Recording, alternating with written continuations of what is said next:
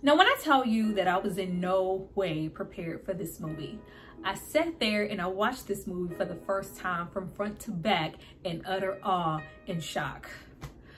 Trigger alert ahead. I have so much to say.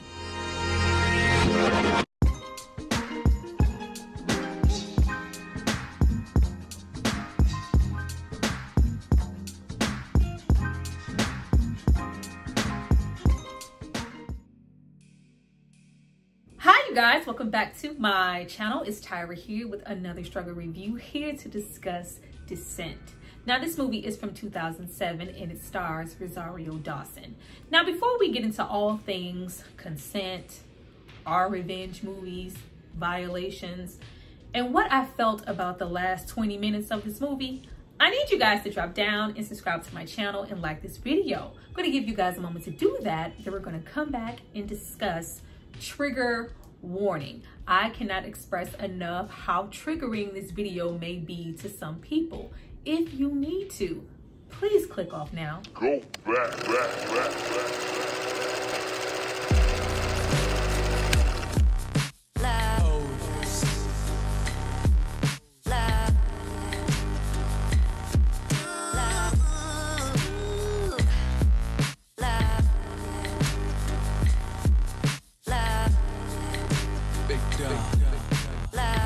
Now that you guys have hopefully subscribed to see more of me, let's get into this movie. But before we jump into the video, I have to give a shout out to the person who paid for and requested this film. So if you happen to just click off this video and leave a like just to support me, it's not because of me.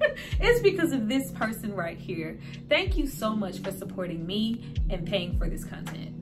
Now, this movie was written and directed by Talia Lugacy. This was her first full-length feature film, and it was also co-produced by Rosario Dawson. They are really, really good friends and also collaborated on her second movie, This Is Not a War Story. We meet and follow Maya, a college senior who's intelligent, quiet, yet a driven, focused introvert who's looking forward to her future as an artist. That is until she's brutally essayed after a date with Jared, a jock who presents himself to be a nice guy. Broken beyond measure, Maya tries to rebuild her life and who she is now beyond her trauma. But when presented with an opportunity to get revenge, how far will Maya go and how far is too far?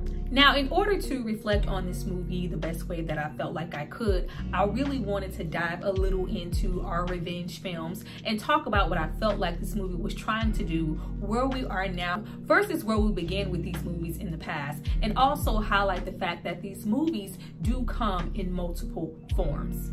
We have the courtroom thriller dramas where a woman may be assaulted and she goes to the police, she isn't believed, or we may even make it all the way up to trial and the attacker ends up getting off, leading the victim to take things into her own hands. We also have the R revenge movies, mostly told from the male perspective, how this assault may have affected the brother, the boyfriend, or the father, and they want to seek vengeance on their daughters or often their wives' behalf.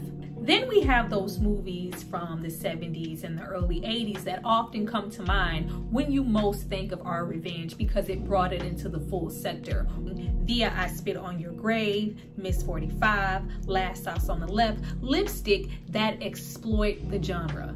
Even with movies like Straw Dogs or The Hills Have Eyes, all the previous mentioned, we set the standard for these movies being told, written, and directed all from a male's perspective, giving them total agency over how the female body is portrayed during certain scenes, and also how the graphic subject matter may unfold. We often linger for so long in these scenes. They're violent, gory, we have excessive nudity. We focus way more on the brutality and the revenge that's meant to be seeked later than the actual act and how this may be affecting the victim.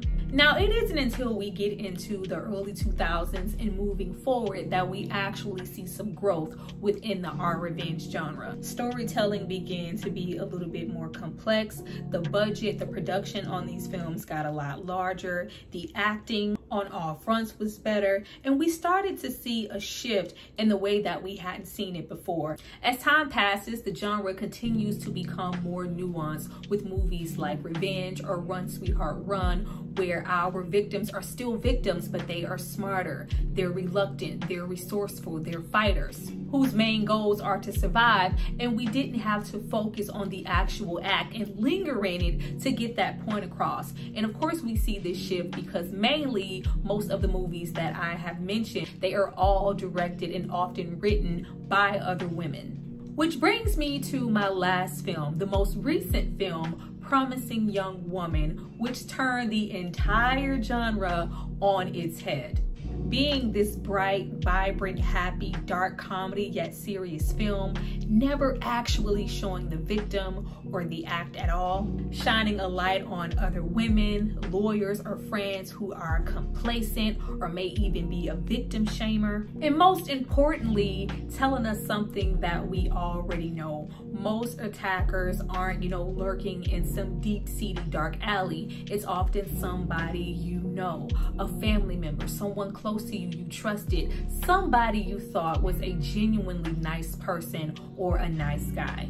Our lead doesn't actually kill anyone to enact her revenge. She just merely informs them of their behavior. And what's so wrong about it? We also have her sacrifice herself in the end, all to incriminate this attacker, hoping and assuming that they will be arrested and incriminated for murder in the end. But I did like that, along with them just displaying this man physically overpowering her and killing her eventually. So often in movies we try to, push on that strong female empowerment, which I love, but you have women easily taking out men who are 10 times, bigger than him. So I did like the hints of realism that we do get there.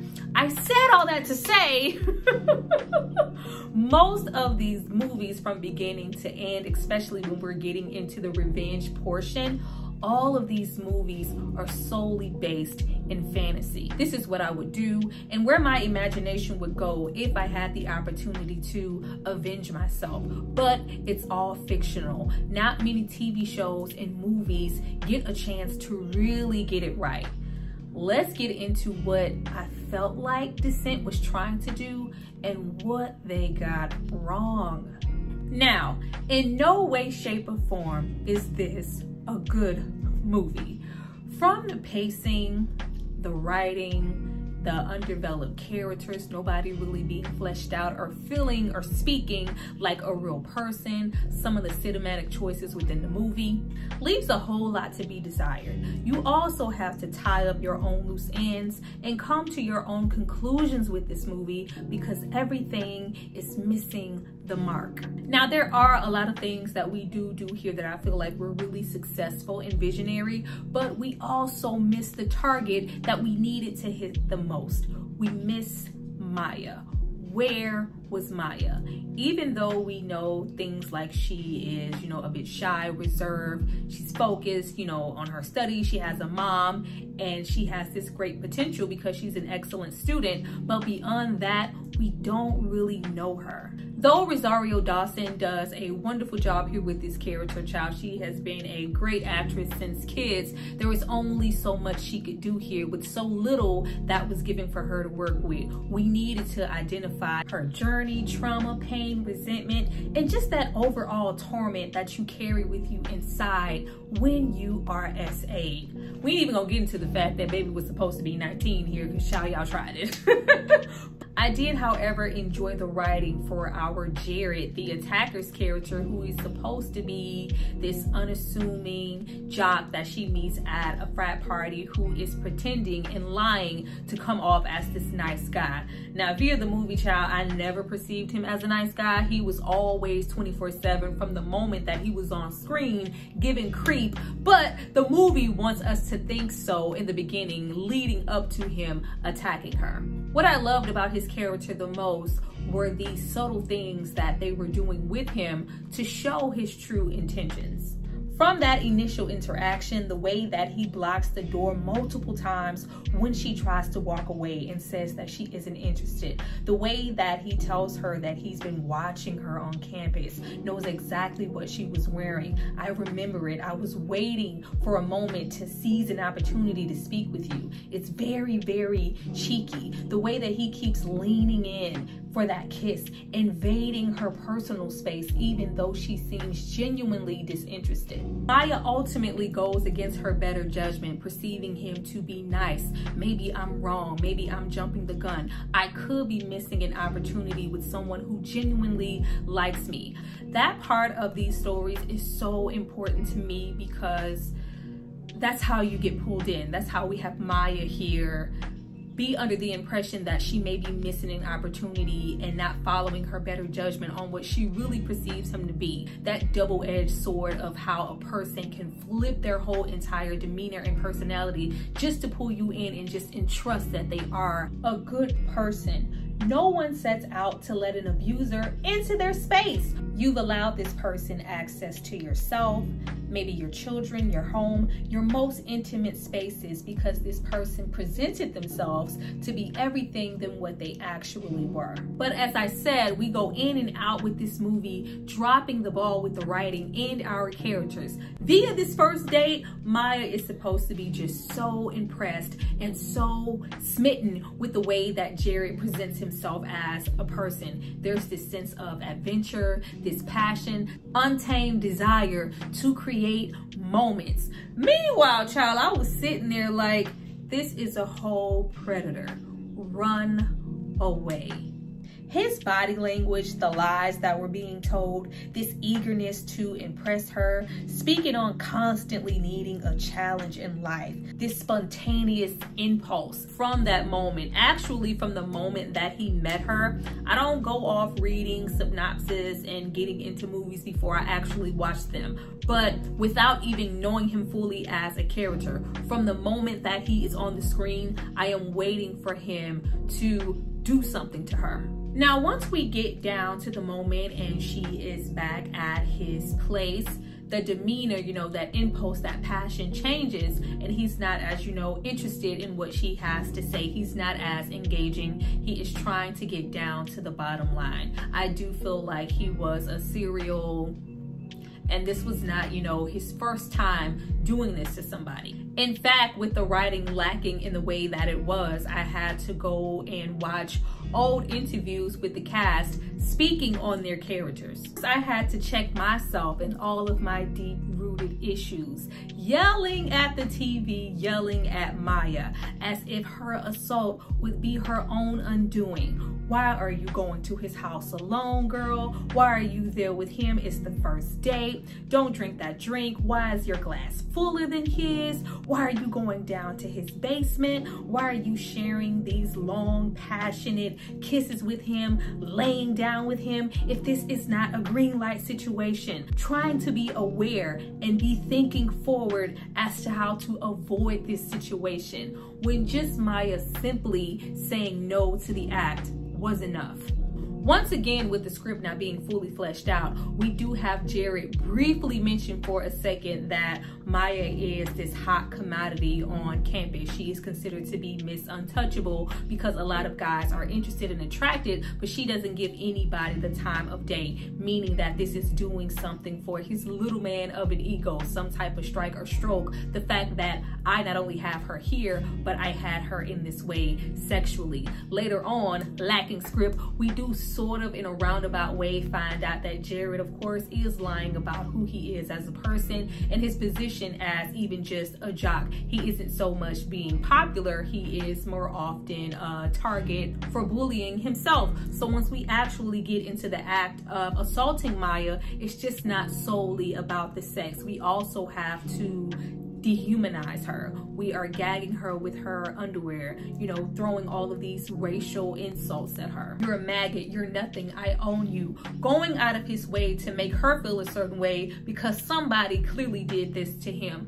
Now, what surprised me the most as far as Jared was concerned and why I got more into his character than more so Maya is because He never shows an ounce of remorse or care for what he did the entirety of the movie, even when she has the upper hand and he's in a compromising position. As far as his actions, he almost feels like it's some type of erotic pleasure on his behalf. He fulfilled his fantasy all while doing Maya a favor. Now, I like this because when we get into the more realistic ways of this type of violence being portrayed, you always have the attacker show some type of sincerity, remorse, a little shame for what they did. Is she going to tell anybody? Is she going to call the police? How does she really feel about it or me now? Please spare me. Please don't look at me that way, because even though I did this, I'm actually a good person. No, Jared here is absolutely unapologetic about all of his behavior as far as Maya is concerned. He never mentions or even insinuates that he might be sorry about it. In fact, the later interaction between Jared and Maya show that he is very righteous in all of the decisions that he made with Maya when they were together. We don't see it as assault. We see it as a moment. Oh, this is pleasure. This is erotic. Ooh, a bite. You loved it, didn't you? I did you a favor. I actually like that because so often in reality, this is what is being reflected. They often do not care. Now, midway through the movie, when we are supposed to be focusing on Maya, is when the movie really lost me. After the assault, we just jump a season. We are at Maya's graduation ceremony and she is clearly depressed. She has cut her hair. She is withdrawn, and we have about a 5 to 10 minute sector of her just not saying a word after the incident. But that's just about as far as we go, as far as her reflecting on what happened with her. I felt like that was such a strange choice. Not that I didn't understand Maya just completely being foreign within her surroundings. She is not only withdrawn, but she is pale. She is acting, dressing different. That demeanor, that small, brief window of demeanor that we saw from her in the beginning, it is completely non-existent. So often after an assault, you are just completely turned off from the world. I got all of that and then some, but for us to not even hear her speak on it, not see her emotions after it, not even see her, contemplating whether or not she wanted to go to the police or a doctor, just really seeking into her emotions and reflecting. We don't. It is just absolutely silent. What we do, however, is try to incorporate her coping with things outside of herself. We are no longer, the shy girl who doesn't want to go out. We are literally at the club every single night, coping with partying and alcohol, getting really drunk and intoxicated to where she really doesn't know what's going on. By the time we have her meet Adrian and he picks her up and takes her home after a stupor, I was just completely lost with this movie and the script. Adrian is a choice. The way that they interact initially, that first meeting, though they are strangers, the way they speak to each other is really strange. This, relationship that they cultivate out of nowhere just seems off because we don't really know anything about Adrian, and the behavior that he displays towards others is just really tasteless. He comes off as, raunchy, a bit of an asshole, irrational, just really an element that you wouldn't think she would want to be around after what she just went through. He seems like an unsafe stranger yet again. Just like Jared, Adrian, the muscular partying DJ, comes off as depraved, detached, untrustworthy, and maybe bisexual. We see him constantly engaging in sex in the club with both men and women, and he has everybody literally at his fingertips. He has autonomy and power over himself, everybody around him, as well as his strong sexuality. This comes off to Maya as something I want, something that was taken from me that I want back. I need to imitate somebody like Adrian. If he smokes cigarettes, I'm gonna smoke cigarettes. If he snorts some coke, I'm gonna snort some coke. If he has somebody smoke a cigarette from between his toes, I'm gonna have somebody else kiss my feet. Everyone seems to be in Adrian's orbit. I need some of that. Maya is literally descending further and further away from her former self. We're going to the club every chance that we get, trying to figure out who we are. Just like Adrian, I want to toy with both men and women, dance all night, have multiple partners. She is a new person. She is confident and sexually empowered, but this is all via Adrian. Where does the Adrian stop and where does the real Maya begin? Now, via the lacking script, tons of nuance within their relationship is just really missed to me. They were supposed to identify with each other on a whole nother level. Not only do we have Maya trying to find herself, we also are supposed to have Adrian have this feeling towards Maya because she reminds him of this old, innocent, smart, sweet girlfriend that he had prior to his life going astray. He feels for her, wants to save and protect her. We don't get that. We don't really get that via the movie. We really often lean into Adrian and the depravity of it all. So by the time we get to the end, child, it was like, Adrian was a product of abuse himself. He had gone through forms of abuse the entirety of his life. And he had also done a full stint in prison. Those are things that we need to know that really ties into Adrian's character, especially the behavior that we get from him later on in the film. Once we get towards the ending of the movie and we have this newly found Maya return to college as an undergrad and she is face to face with Jared after pretty much a year, I was so disgusted. I was so bothered and so disgusted as to why she was in that space, why she was, you know, why we had to see him. Like, of course, he never acknowledges her. We never actually see his face. I feel like I haven't done anything wrong. Not only that, but she was a conquest that I wanted under my belt. I've already had that. Who cares that she's here? But just getting into Maya, just being in that space once she is proctoring a test and she sees him cheating and he takes that as an opportunity of, you know, hey, don't inform anybody of my cheating and you can see me again. This is obviously a ploy for alone time with me. Oh my God, like I was just so bothered. The fact that she was there, how close he was to her, touching her, putting his hands in her hair, calling her a good girl. Like, oh, I was so disgusted because I could never imagine wanting to be in any proximity or space of that person. But I had to bring it back down and bring it back to reality as to what happens in every day. So often with an abuser or a whatever, with them being in such close proximity of maybe your family, your friend, your circle, your whatever, how often do you see that person again? Especially when it's within the family, you often have to repeatedly see this person in your space for years. Or even just that brief moment before she snatches the answers to the test out of his pocket as proof that he is cheating.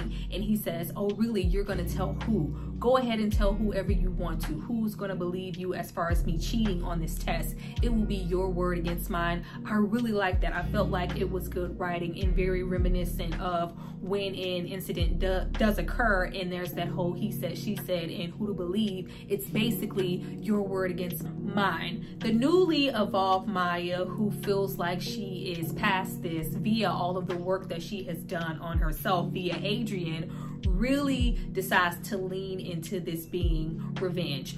The disgusting Jerry going over to Maya's place is where this movie takes a total different shift in tone. Not only do we have Maya now having the upper hand now that she knows who she is dealing with, and we have pretty much Jared turn into this victim, there was this whole freaking role reversal. She is in full control. She makes him strip. Child, we got full frontal. I ain't asked for that.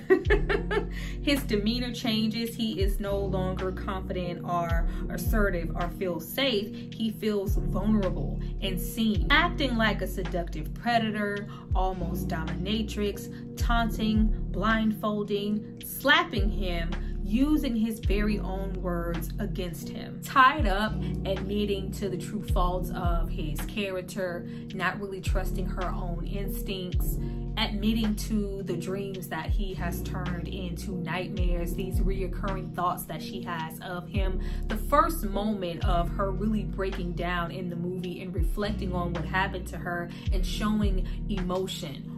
What is Maya about to do?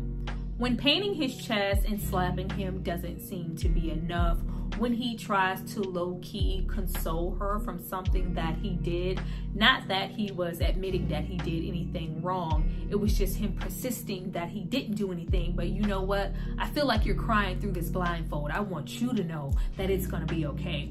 This completely enrages Maya to the point that she hit him with a foreign object. I believe that it was a large candle, and this is where she feels the most in control. We hear those slurs, you know, those things that he said to her, and she is, I wasn't ready.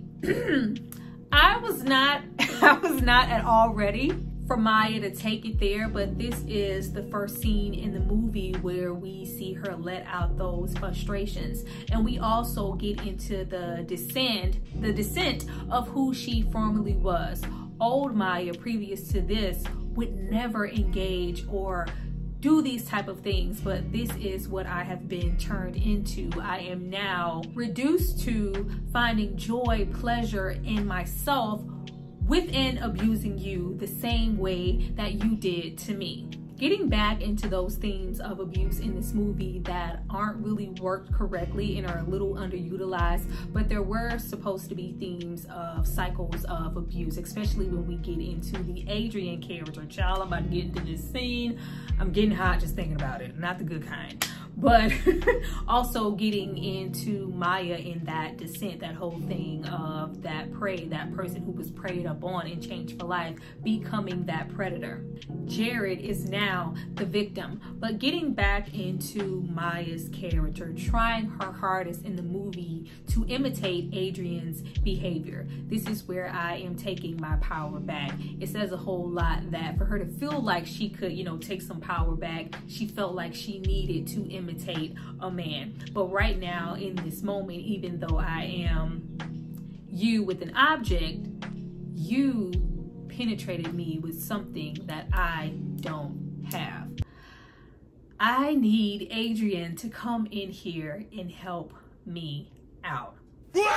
We have Adrian like appear out of the freaking shadows. This room is like really dark. There's no light in sight. You just have Jared be here, be so vulnerable and open to everything that's about to come his way. Adrian pulls up. Adrian assaults Jared in the worst way possible. And it goes on literally forever. Via my calculations and whatnot, the scene runs from anywhere from 20 minutes, because it's the last act of the movie. It is just so freaking like brutal, painful to watch, look at, you feel uncomfortable. And I found myself being more bothered by this scene than I was about what happened to Maya. Let's discuss why. Via the undeveloped script and getting back into that cycle of abuse, I thought it was really notable to speak on Adrian's character, and via an interview saying that his character went through his own forms of abuse and he was also in prison. During the incident, we not only have him spewing some of those same hurtful things that he said to Maya when he essayed her, but we also have him throwing out all of these derogatory homophobic slurs at him, and also at the same time insinuating that that's not me.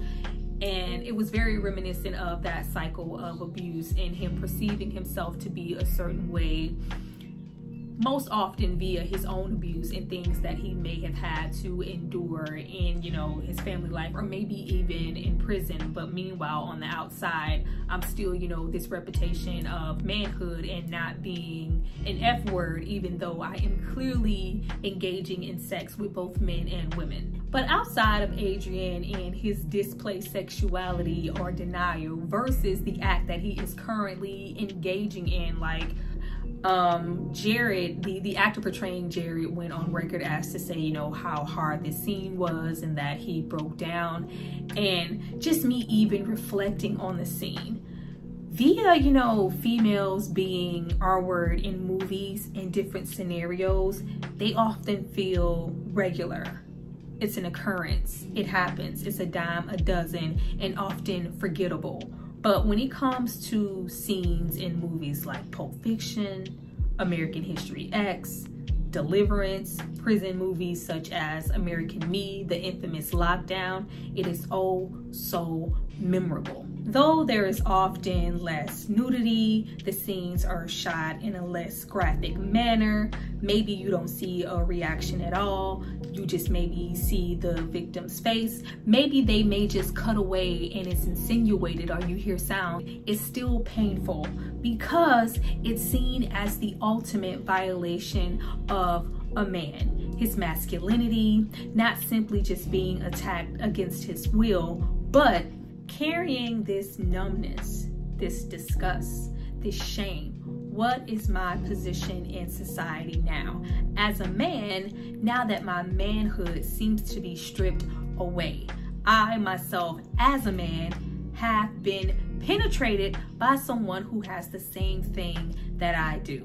And maybe even surrendering your own sexuality. Even going through having to report that another man assaulted you, the stigma that comes along with knowing that I was overpowered by another man. Who and what am I now? Even getting into the whole idea of not just engaging in the sex against his will and him being tied down and penetrated to no freaking end. Oh my God, it went on for so long. But just that whole idea of disrespecting him emotionally, physically, breaking him down to the point of not just being penetrated, but also being sure that he actually climaxes. This strips everything that you know as a man away. He is sure to tell him, you know, you're mine now, I'm your friend. Like, oh my God, it was so dark. It was just so freaking dark.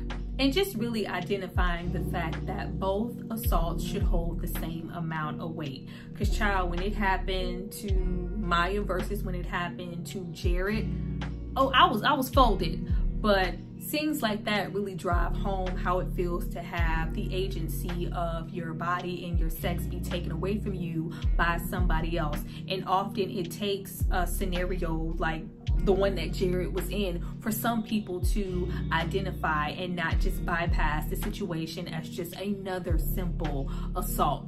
Even getting into the length of the scene, because child, I was like, how long we got to be here? But it made me think of the scenes in I Spit on Your Grave, or, you know, Clockwork Orange, or something like Irreversible. Those scenes that last and tend to go on forever. We never see scenes like that with men. I don't think I have yet to see a scene like that now. Jared surrendered, gave up, was just aloof and just a shell of a man, knowing that he was defenseless and couldn't do anything about his situation. Often that is the way that scenes are portrayed, but we are just so used to seeing it from the male gaze and a woman in that scenario that when we have it happen to Jared, it is just absolutely jarring. But in the end, we do have Maya crying on the edge of the bed, but they are tears of joy and satisfaction, in my opinion, as we have Adrian ask her, is everything okay now? Is it better? And it's just ultimately like, yes, you did something that I couldn't do. Like, y'all, I'm hot. I I am so freaking hot. Please.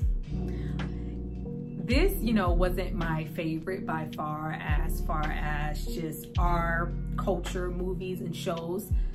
The one thing thus far that I feel like has gotten it totally right in its depiction of what SA does and how it looks, especially for this climate in this generation, is the show I May Destroy You, available on HBO Max, and it stars and is written and produced, some episodes directed by the amazing Michaela Cole. She is a survivor, and it does make a difference within the script and the writing of the show, between her, following her best friends, just everybody. The show is absolutely perfection. If you are interested, please go and check that out. I think it hit on all points as far as what something like this movie was trying to do, and also movies like Promising Young Woman. But y'all, that was my review for this. Just kidding. Please drop down and tell me how you felt about Descent. I look really forward to reading your comments. Please know that this was no easy feat for me. I don't just get up in the morning ready to talk about these movies, okay? Now, not this kind, but I hope I reached you guys and really conveyed what I wanted to say. I had to really gather myself to even talk about this movie in an eloquent way, because your girl was shocked.